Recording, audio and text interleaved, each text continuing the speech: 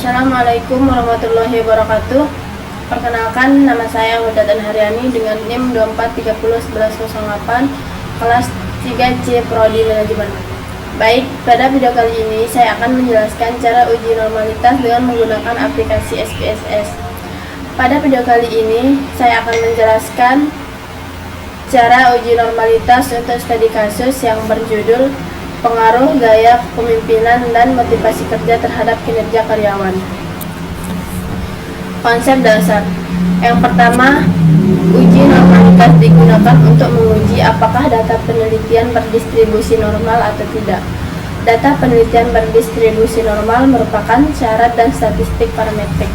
Yang kedua, uji normalitas ini merupakan syarat untuk uji one simple t-test, uji independent simple t-test, uji ANOVA dan lain-lain, dimana sebelum kita melakukan uji parametrik, kita harus mencari tahu data tersebut apakah berdistribusi normal atau tidak.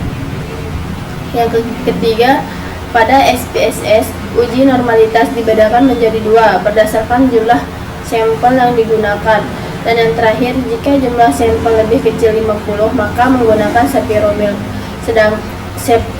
Wilk. Sedangkan apabila jumlah sampel lebih besar dari 50, maka menggunakan Kolmogorov-Smirnov. Dasar pengambilan keputusan. Jika nilai signifikansinya lebih besar 0,05, maka data penelitian berdistribusi normal. Dan jika nilai signifikansinya lebih kecil 0,05, maka penelitian tidak berdistribusi normal. Baik, di sini untuk data angketnya kita sudah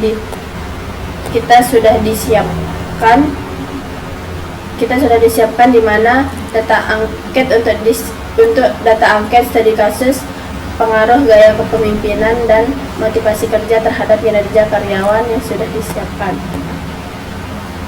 Sebelum itu kita jumlahkan dulu datanya. Langsung saja, sama dengan zoom,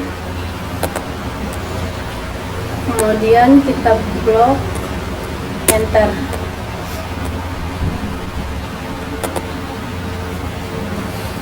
Selanjutnya total X2,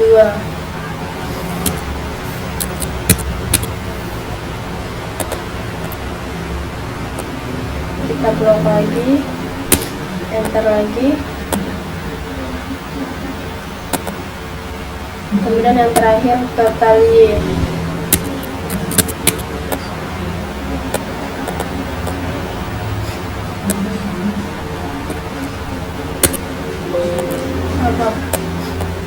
Belum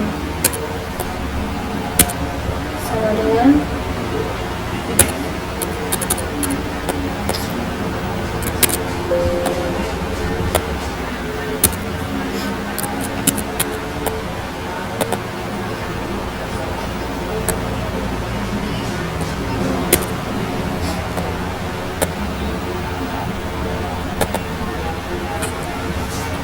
setelah kita jumlahkan, kita buat rangkumannya dulu. Sebelum itu kita blok yang responden,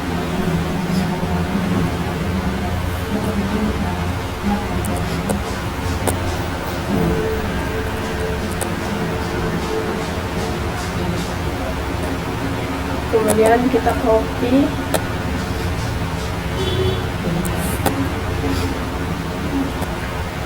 itu paste.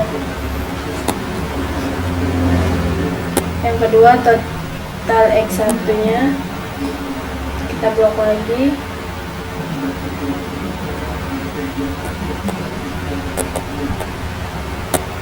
copy,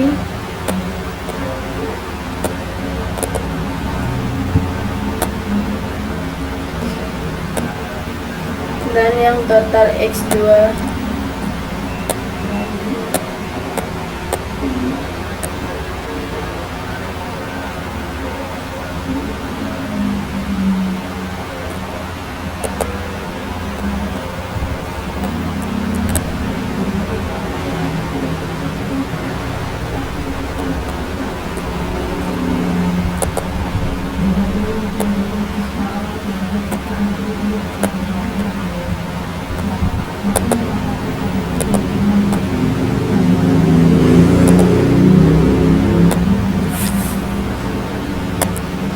Kemudian yang terakhir total Y.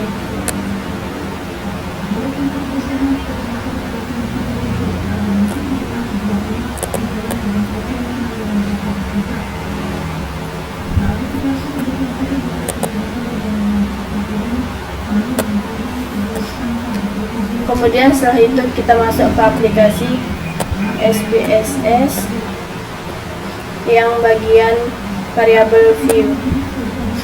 Kemudian kita ketik X1, X2, dan yang terakhir Y.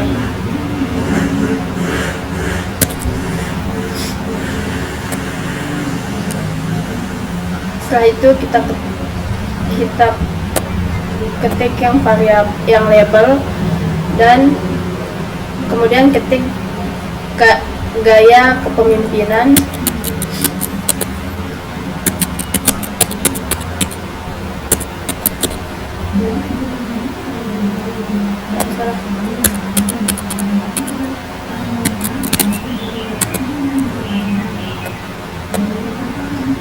Kemudian motivasi kerja,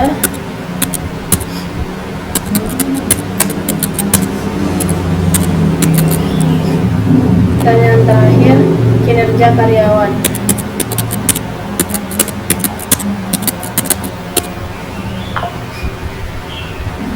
Setelah itu kita masuk ke data view.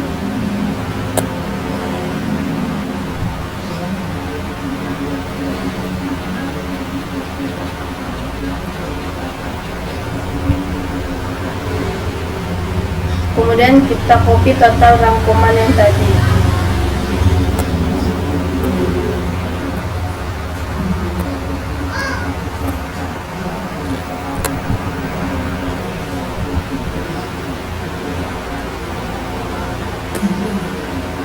Kemudian kita copy.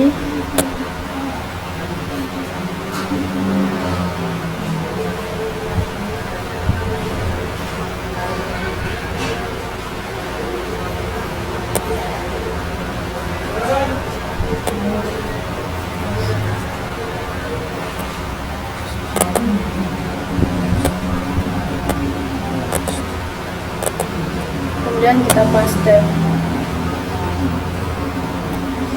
Setelah itu kita klik analyze, kemudian regression, lalu linear. Kemudian kinerja karyawan kita pindahkan ke dependent. Kemudian gaya kepemimpinan dependent S. Kemudian yang terakhir motivasi kerja. Terus save.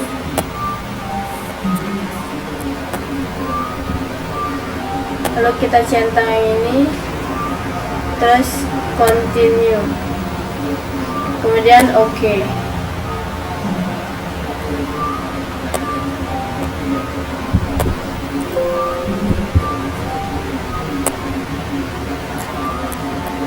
Setelah itu kita klik res 1, lalu analyze lagi.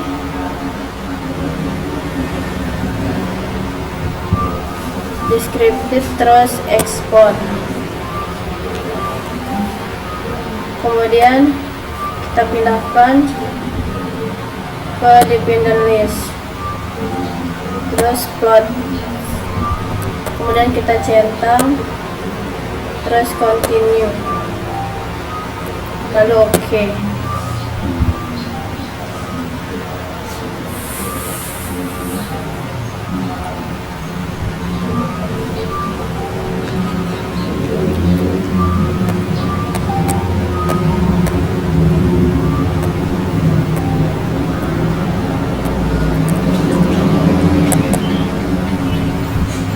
Kemudian kita tekan yang kolom ini, lalu kita copy.